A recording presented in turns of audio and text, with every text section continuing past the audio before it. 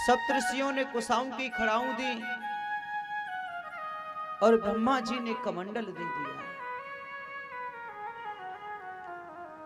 आज उसी कमंडल को लेकर और वामन भगवान राजा बलि के यहां चल दिए। राजा बलि ने जैसे ही देखा कि मेरे यहां कोई संत आया है,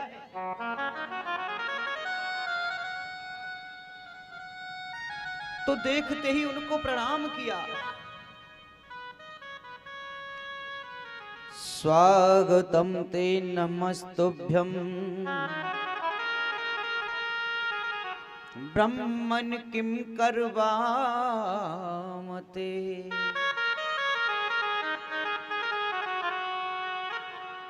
स्वागतम ते नमस्तुभ्यं ब्रह्मं किं करवामते। अरे ब्राह्मण,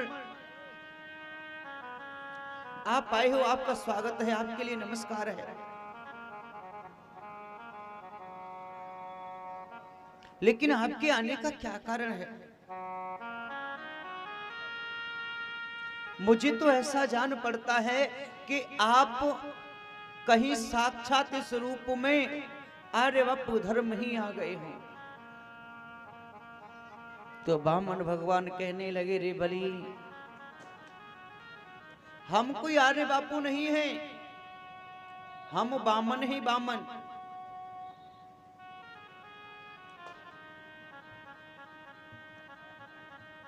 आप आए हो प्रभु, आपका स्वागत है, लेकिन आपके आने का क्या कोई कारण तो होगा, किस उद्देश्य से आए हो? अरे उद्देश्य से हमने सुना कि तू यज्ञ कर रहा है, तेरे इस यज्ञ को देखने आए हैं, और किस लिए आए? हम तेरे यहां आए तो यह देखने आए कि तू यहां यज्ञ कर रहा है, तेरे यज्ञ को देखने आए हैं। प्रभु आप आए, आपने बड़ी कृपा की।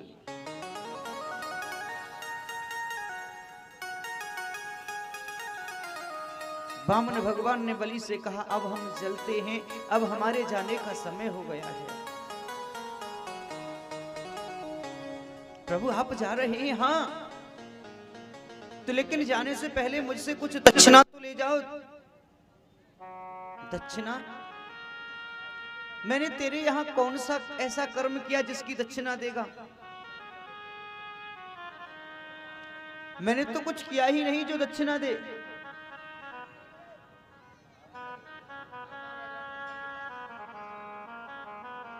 प्रभु दक्षिणा नहीं तो दान ले लीजिए, मेरा मन है मैं आपको कुछ दान दूं। दान? अरे बलि, हम क्या करेंगे दान लेकर? हमें क्या चाहिए? हमें कुछ नहीं चाहिए, हमें दान नहीं चाहिए। नहीं प्रभु, आपकी जो इच्छा हो ना, स्वेच्छानुसार दान मांग लीजिए। आप स्वेच्छानुसार दान मांग लीजिए। बताइए आपकी क्या इच्छा है? आप अपनी इच्छा तो बताइए।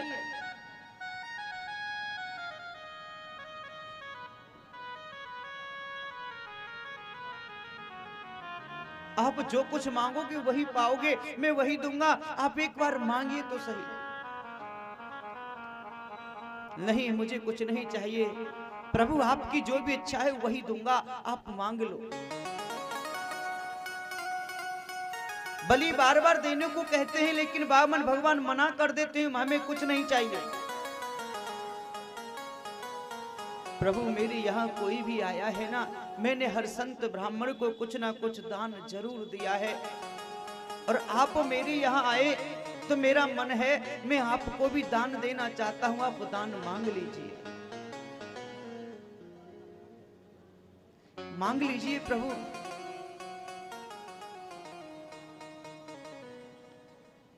क्या मांगे हम तुझसे? लेकिन जब तेरी इतनी जिद है, तू चाहता है मांगे, तो चल तू हमें दान में इतना सा धन दे दे कि 3 पग जमीन दे दे। हमें केवल 3 पग जमीन चाहिए और कुछ नहीं। 3 पग जमीन? हाँ प्रभु एक बात बोले, आपको मांगना नहीं आता, आपको मांगनो नहीं आवे। क्यों? क्योंकि आप वैसे बामन और बामन के बामन ही रहे। मांगो तो मांगो का 3 पग जमीन। ऐसा बोलते हैं कि अग्रिम बुद्धि बनिया, मध्य बुद्धि जाट, तर्क बुद्धि तुर्कड़ा, बामन चौपट।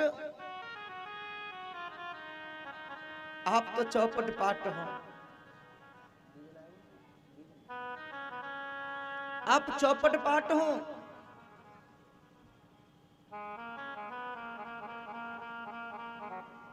अरे बलि चौपट पाट कैसे? क्योंकि प्रभु श्रेष्ठ बुद्धि का तो बढ़िया होता है और मध्य बुद्धि का जाट होता है। आप तो बिल्कुल चौपट पाट हो। आपने मांगा क्या? 3 पग जमीन। बताओ। ओ बलि सुन, हमने 3 पग जमीन मांगी है, केवल इसलिए मांगी है कि उसमें हम छोटा सा आसन बिछाएंगे और बैठ जाएंगे। हमें तो केवल भजन करना है, हमें संसार से क्या मतलब। हमने संसार के लिए नहीं चाहिए। अपने लिए कहा तूने, अपने लिए मांग ली, और वो भी प्रभु का भजन करने के लिए, आसन लगाने के लिए। और ज्यादा धन नहीं चाहिए हमें। अगर तुझे देना है तो 3 पग जमीन का संकल्प कर, और नहीं देना तो हम चलें। अरे प्रभु ठीक है, मैं संकल्प करता हूं। आज 3 पग जमीन का संकल्प करने के लिए जैसे ही राजा बलि ने और अपने हाथों में कमंडल लिया, तभी उनके गुरु शुक्राचार्य जी उनके पास आए और कहा, बेटा तू ये क्या कर रहा है?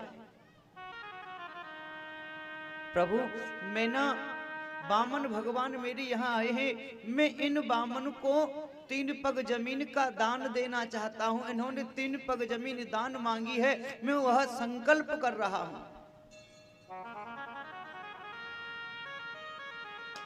तू नहीं जाने,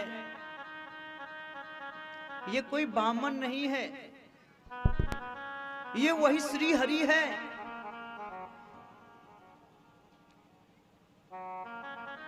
अरे तेरे 3 पग जमीन के दान के चक्कर में सारो धन ले जाएगा, तेरे पास कुछ नहीं छोड़ेगा। ये छलिया है, तुझे छलने आया है।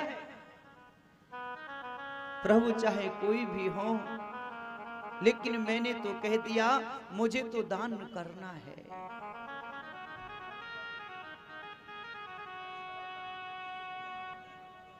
एक बात बोले,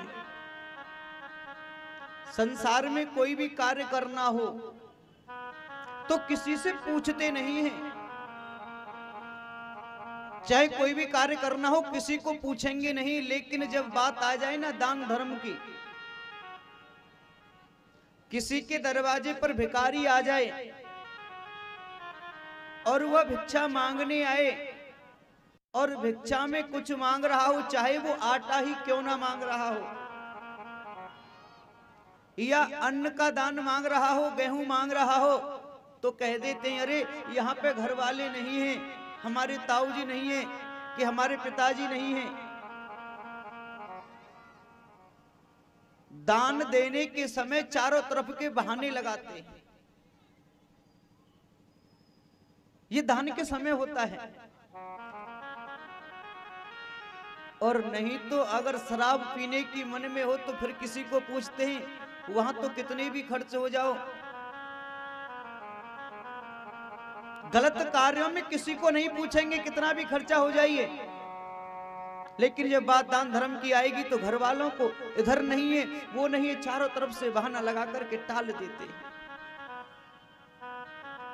ये आजकल के लोगों की मति हो गई है, क्योंकि महाराज कलयुग आ गया। कलयुग को आमन भयो, उल्टे भई सब काम है। श्रद्धा किसी में ना रही, भजते न सीताराम है। चेला गुरु से अडिग है, हर वक्त पीता जाम है, धक्के लगा कर बाप में बेटा करे आराम है। ये कलयुग है महाराज, और कलयुग में सब उल्टा हो रहा है। आज बलि और दान करने के लिए जैसे ही कमंडल लेकर आता है तो शुक्राचार्य जी मना करते हैं कि तू संकल्प मत कर, लेकिन बलि कहता है मुझे तो संकल्प करना है, मैं संकल्प करूंगा। फिर भी शुक्राचार्य जी कहते हैं बेटा 8 जगहों पर झूठ बोलने से पाप नहीं लगता, 8 जगहों पर झूठ बोल देने से पाप नहीं लगता। 8 जगह कौन कौन सी हैं पता है?